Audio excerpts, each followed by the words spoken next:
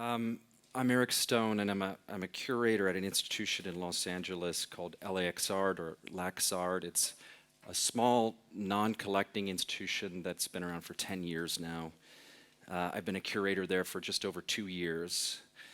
So before I begin, I really do want to thank Georgiana for the warm invitation here from the Swedish Exhibition Agency, and I do need to thank Caroline and Signe as for your warm hospitality, and this has been a really ambitious weekend that you've put together, and I think it's important also to recognize the conditions that you've provided here for our discussions, and I want to thank you for that, for sure. I'm going to start with a couple of quotations. Quote, "There can be no method of escape, no science, no dialectic, no objective criteria which is not in turn subjectively assumed. The issue then becomes not so much a question of how can we achieve a value-free model or theory of art practice, as it is a question of what values and conditions of learning we in fact promote and provide through our practice of art," end quote.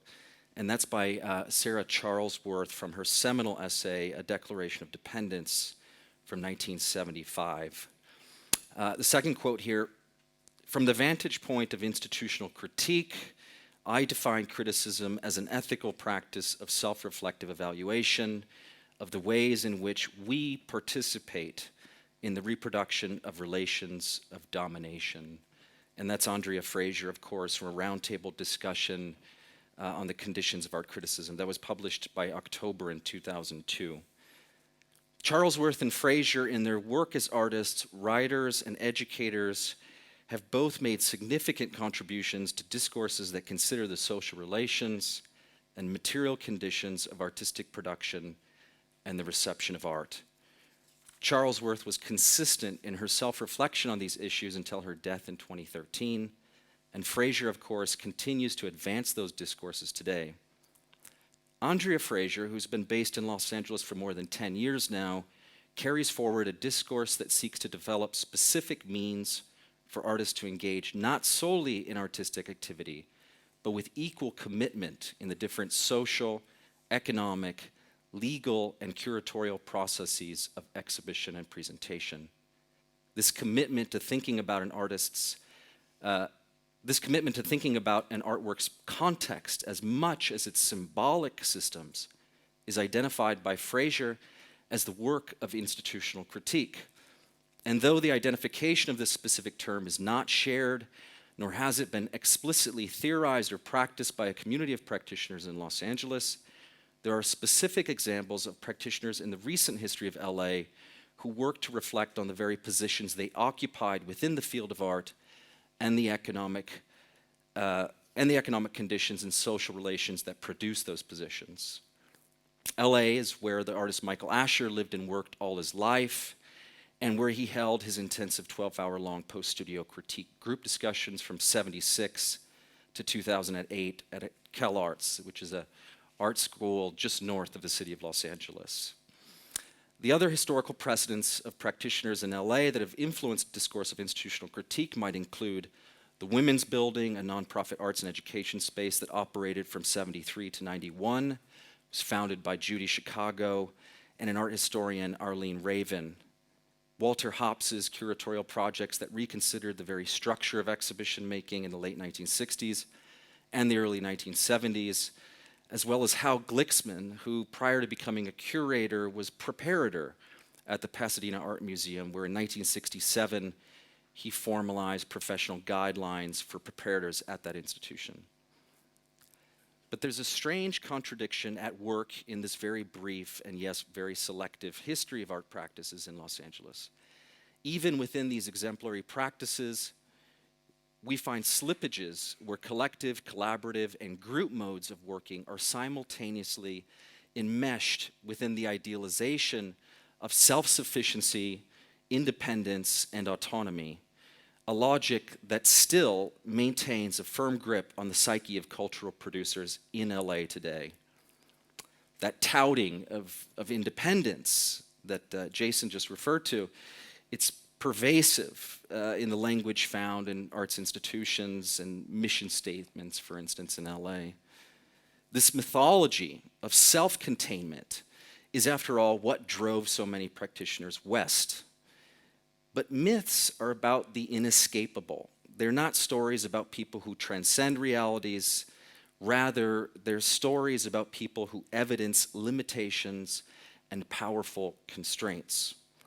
And the discovery of those limitations, the recognizing of insufficiencies, becomes a lesson in turn for us all. When Andrea Fraser says that, quote, dependence is a condition of our autonomy, she offers a lesson learned through the critical examination of the mythology of artistic autonomy. We might call this critical examination institutional critique.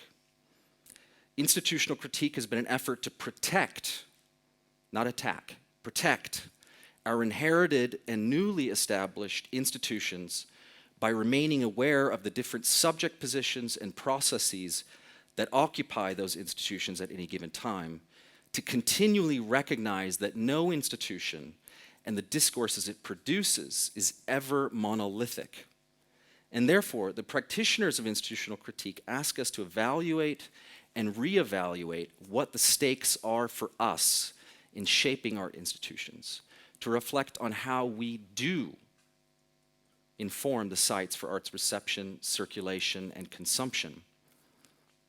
How do we wake up every morning and confront a globalized art field where so much has already been touched, valued, and disposed of, where the disciplining of time becomes increasingly impossible to reject, where the influences of the speculative market demand that we participate in the management of art as an asset class through the subtle or not so subtle means of legitimization?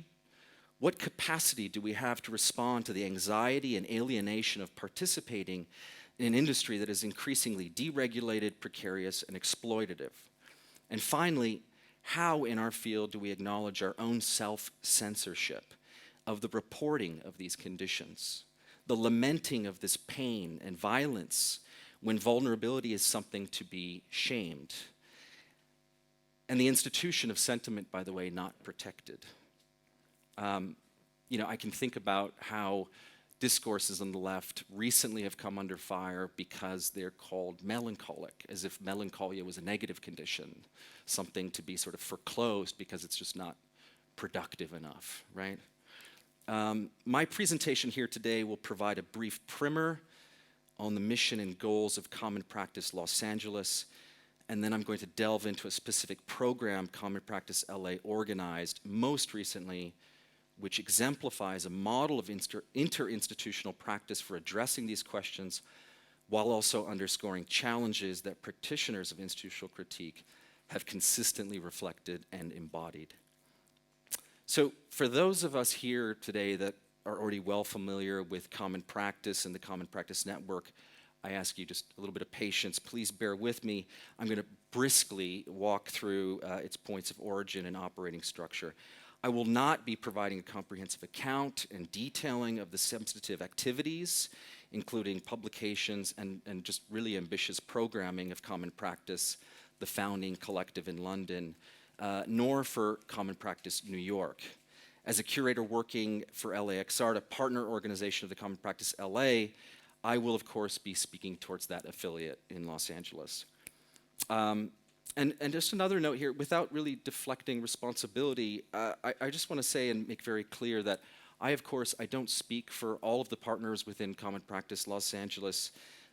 Each of us, we all bring particular voices, institutional memory, and perspectives on defining Common Practice and how it's constituted. So what has become Common Practice Network began with Common Practice, founded in 2009 as an advocacy group working for the recognition and fostering of small-scale contemporary visual arts sectors in London. Common Practice aims to promote the value of the sector and its activities, act as a knowledge base and resource for members and affiliated organizations, and develop a dialogue with other visual arts organizations at a local, national, and international level. So the London group's founding members are Afterhall, a publication well known, Chisenhall Gallery, Elektra, Gasworks, Lux, although I just heard that Elektra might no longer be with us. Lux, which is It's struggling right now. It wasn't given the UK funding this year, right? Matt's Gallery, a wonderful, wonderful space in London on the East End. Mute Publishing, the Showroom, and Studio Voltaire. Together, they represent a diverse range of activities, including commissioning, production, publication, research, exhibitions, residencies, and also artist studios. Common Practice New York, it's an advocacy group that fosters research and discussions about the role of small-scale arts organizations in New York. And the founding members of that organization are Artist Space, The Kitchen, Light Industry, Participant, Printed Matter, Triple Canopy, and White Columns.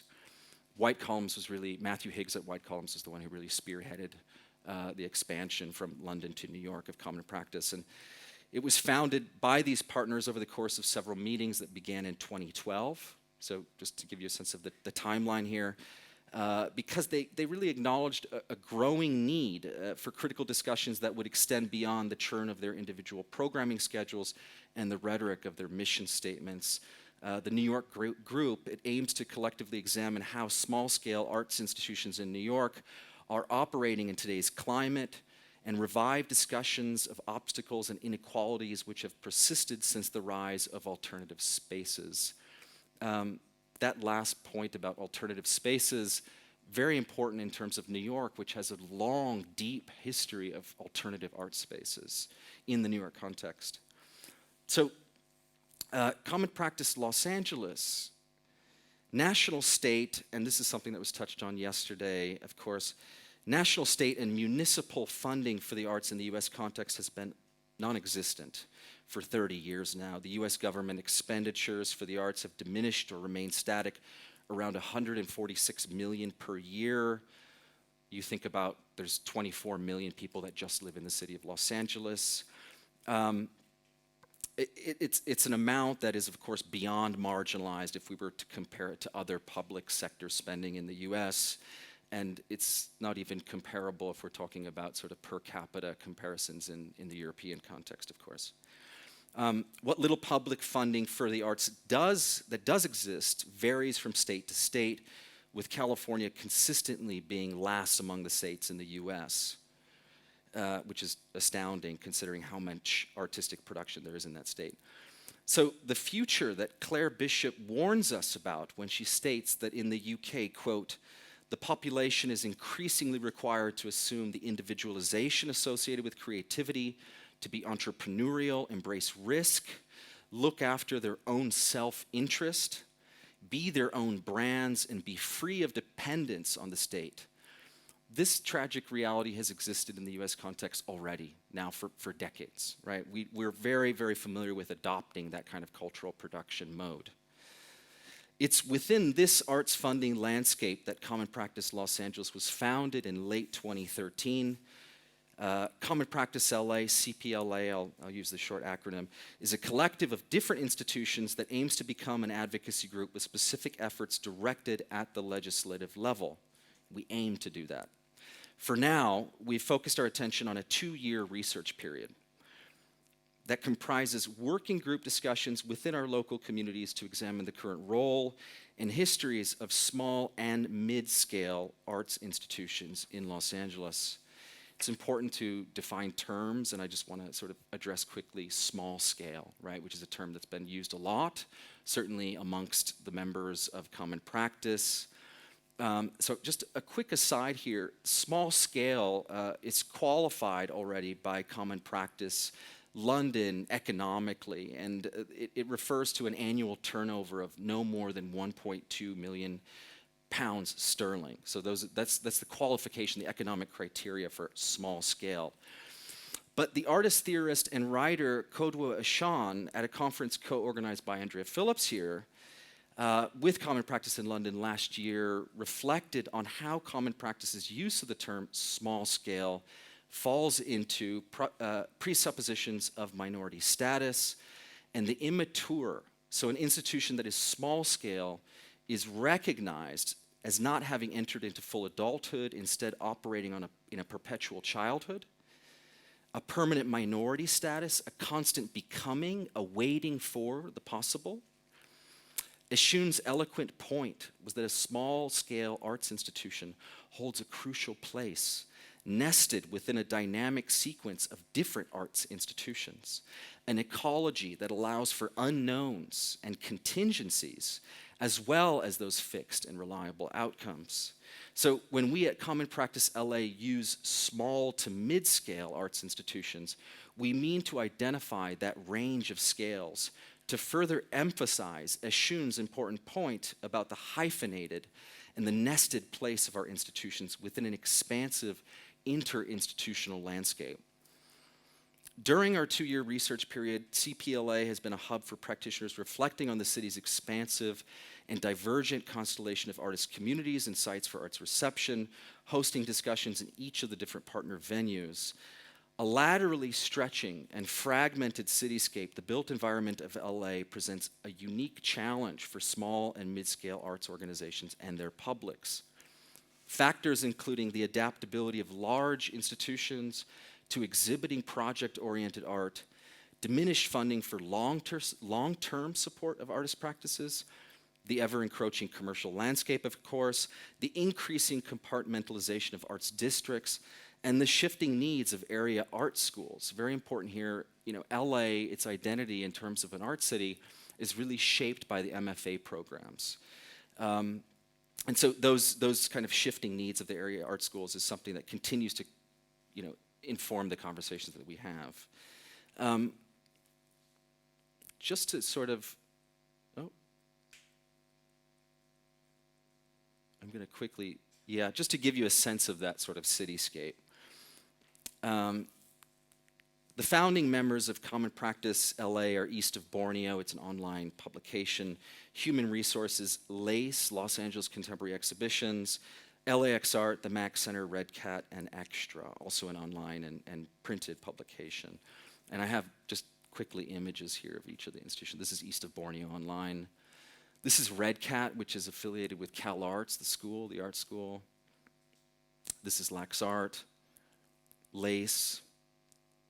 This is the Max Center, which is an interesting, very particular program because it has, of course, an institution in Vienna where it was founded. And this is Human Resources. LA has historically been a city where artists studied, lived, and worked much more so than a city of museums, commercial galleries, and active patronage. It's been a place for artistic production, studio production, but also performance, post-studio conceptual practices. LA artists' works, for the most part, are exported out of the city for display and consumption.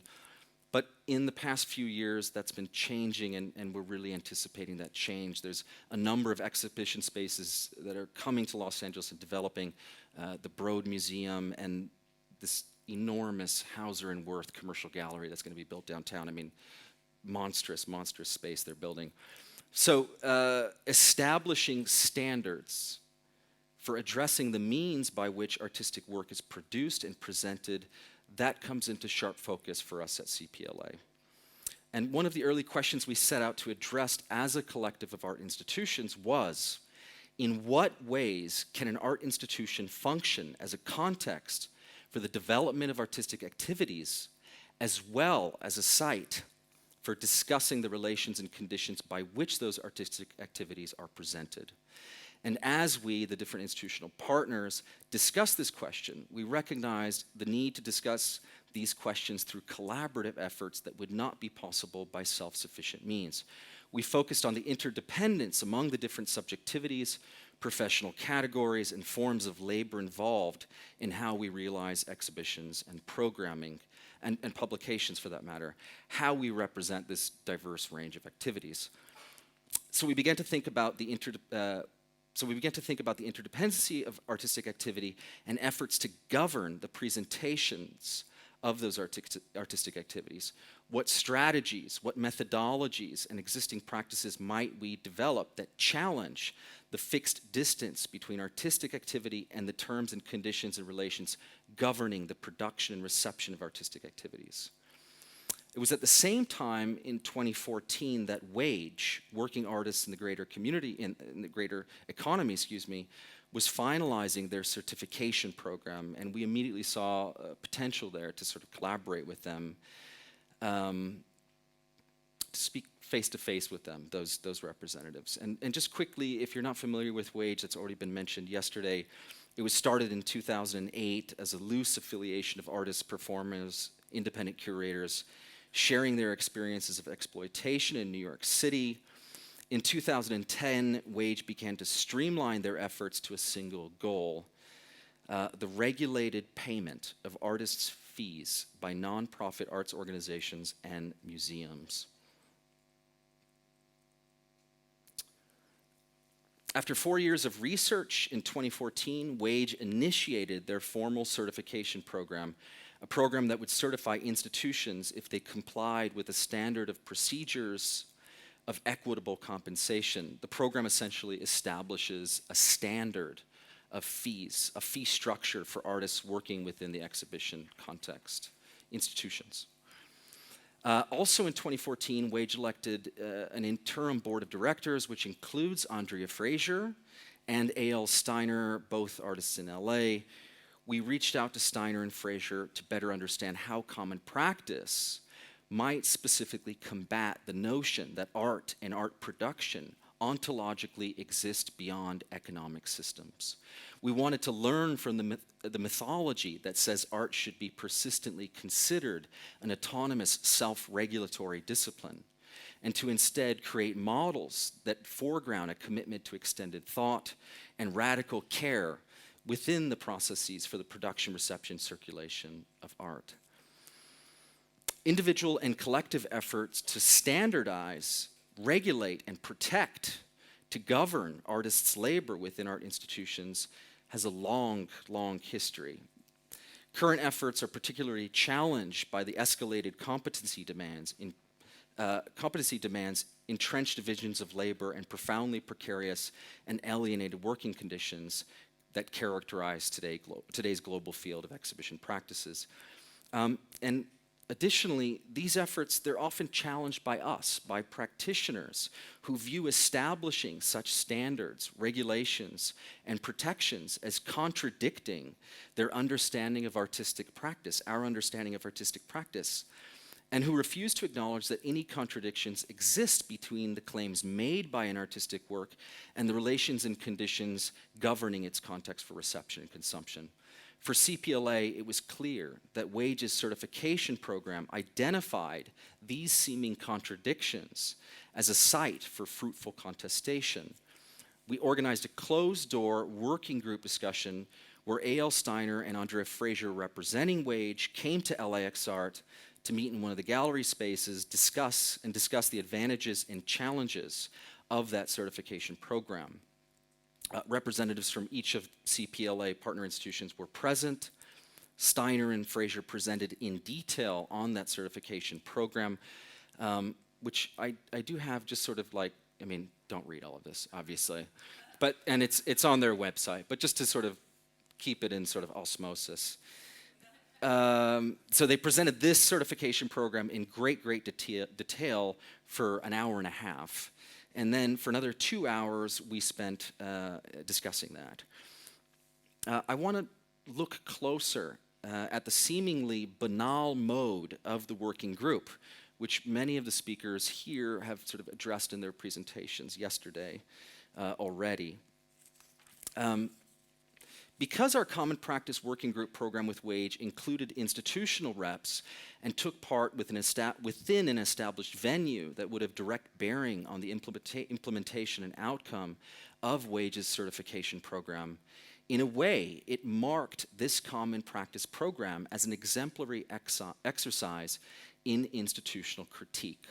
This is my theorization. It was a discourse working structurally against the prevalent belief that self-reflective critical practice necessarily be assigned to the exterior of established art institutions. The Common Practice LA Working Group offered a model of potential discursive exhibition programming that brings together artists, curators, educators, and other professionals involved in exhibition making to analyze and debate the relations and conditions of exhibitions they themselves are involved in defining, And at a time when art institutions are pressed with this question of how do we be critical of our own practice, of our own institution, it suggests that we again revisit the significance of analysis as a process of self-problematization, a process whereby we address a social problem by first recognizing and articulating the ways we are directly implicated in its reproduction.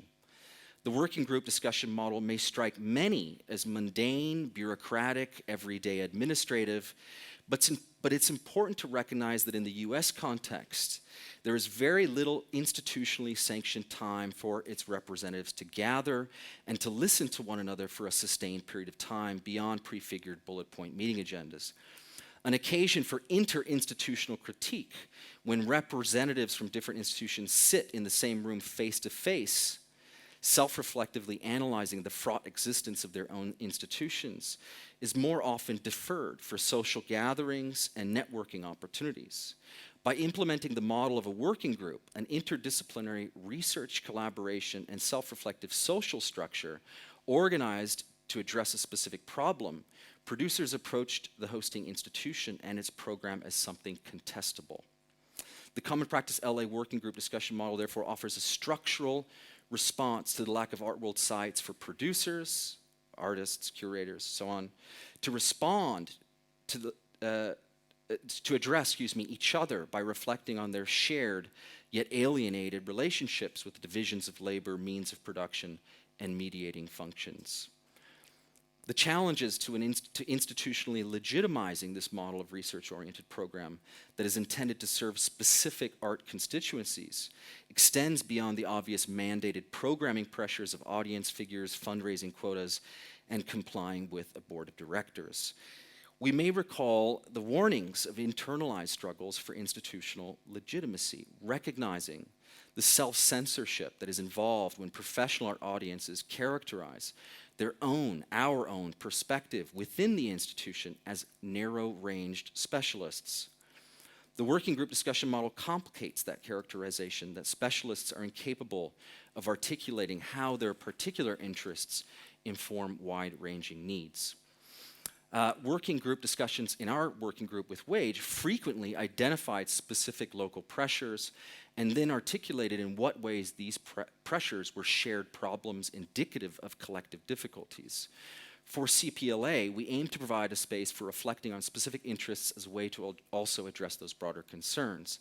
And again, to create a forum in which participating artists, curators, editors, and writers would reflect on specific artist activities as well as art practice generally, not only in the terms of symbolic systems, thematized or formalized, but also in terms of the conditions and relations which determined those activities.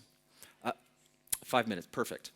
So through their certification program, Wage is not just offering an economic administrative protocol, but a fee structure-based mode of artistic production. That is, a mode of artistic practice that is defined by its temporal engagement with the exhibiting institution, as opposed to an art practice that collects no fee because their exhibiting works are promised to collectors or predestined to enter into that speculative market. With the standardization of artist fees, Wage proposes a different kind of artistic activity. And here, there's another argument against why this seemingly banal format of the working group discussion is not merely about logistical matters. The closely linked circuit between artistic interests and economic standards proposed by Wage proved crucial to the Common Practice LA working group, encouraging discussants to address each other as producers, disclosing where we stood in face of those social and economic struggles for our professions. To take this condition seriously is not to assume that discussants did not practice discretion or experience anxiety during the working group. Rather, it's to underscore how the working group discussants maintained a commitment to artistic criteria by accepting the professional risks of self-disclosure. It's perhaps this sense that disclosure was something vital to realizing a form of fee-structured, project-oriented artistic production, a mode of artistic production that could resist entering the speculative market, which encouraged us, the working group discussants, collectively to speak without foreclosure from the threat of job termination, social alienation, or the characterization that self-reflective discussions are somehow frivolous, exclusionary, narcissistic. Finally, characterizing the CPLA working group as merely exclusionary would be a mistaken understanding of why these self-reflective discussions addressed immediate concerns for specific publics. As long as artists, curators, and other cultural producers invoke the needs of a general public as something beyond our own, we adhere to the security of speaking in generalities and remain intellectually apart from the difficult task of articulating immediate challenges. Thank you.